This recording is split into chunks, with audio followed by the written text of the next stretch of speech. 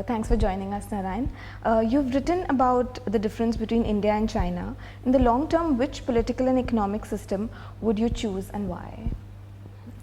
Thank you, Rithika. It's very nice to be here. Yeah. It's really not for me to say, no individual to say which country and which kind of political and economic system is correct. I really am of the belief that these things need to be judged over very long time frames, not the time frames of mere mortals, maybe several generations if nothing.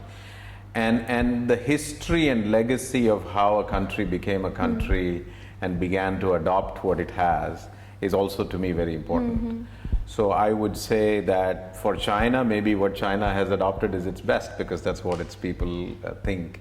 And for India, what we have over the years adopted is best.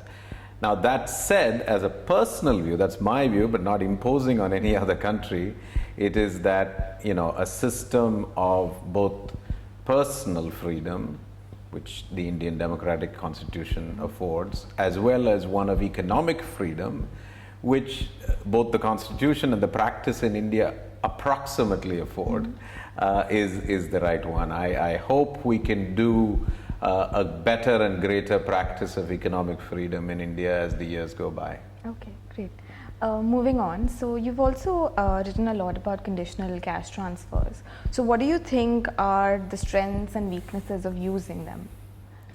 So conditional cash transfers is this mechanism by which for a particular set of conditions, you transfer, in this case, cash, though sometimes it can be also non-cash items for a particular delivery. So most often used in the context of either education or health. So for instance, you can use an education condition and then make the cash transfer for putting your child in school, for example. Actually, Latin America has led the world in sort of the widespread application of this. So the well-known example is Bolsa Familia.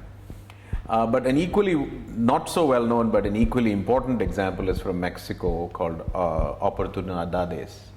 So these are all programs where either you put your child in school and then for that you get cash, or you get a vaccination schedule and protocol for which you get cash and so on. Believe it or not, India has these cash transfer programs. It's not widely known.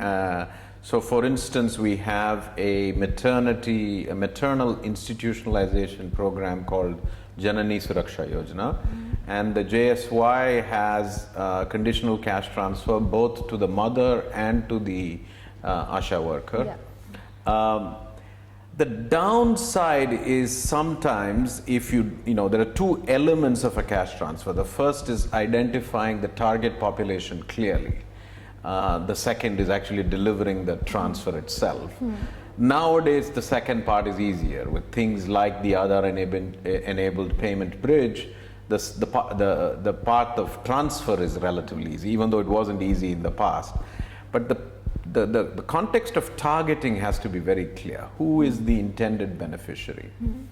So sometimes the argument against cash transfer that is made is that the wrong person, even within a household, the wrong person. For instance, if the male gets it simply because the male has the bank account and the female doesn't, and the male spends it on drinking instead of on household improvement, then you have a very different outcome to the one that was intended by the conditional cash transfer.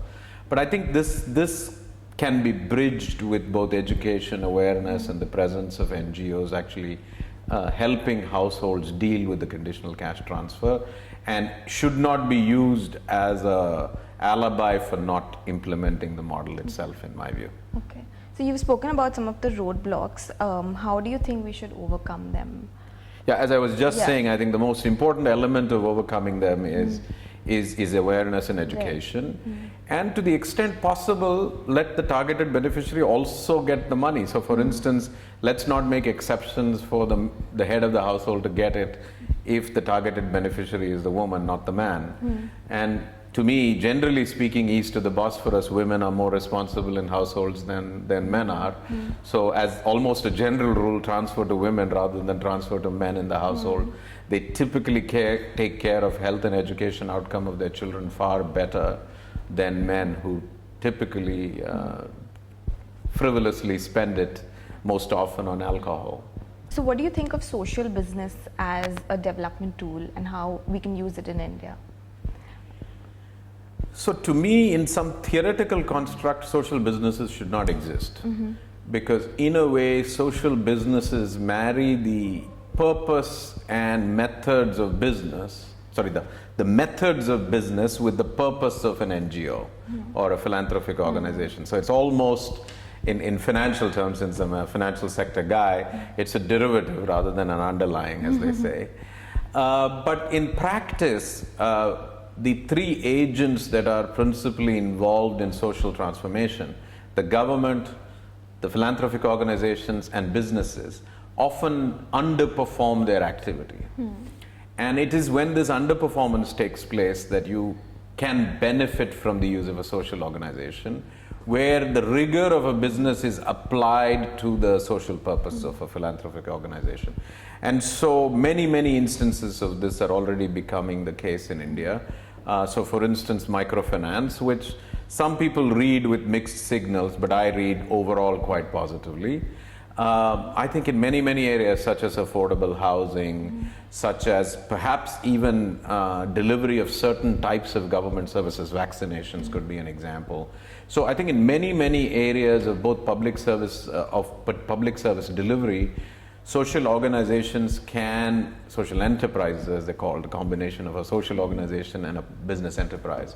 Social enterprises can actually serve a purpose of bridging from here to there. Eventually, and we found this, for instance, in China, in many sectors you don't need social enterprises. And the reason is either government or business does what it's supposed to be doing. So hopefully there will be less and less need for social enterprises in the future.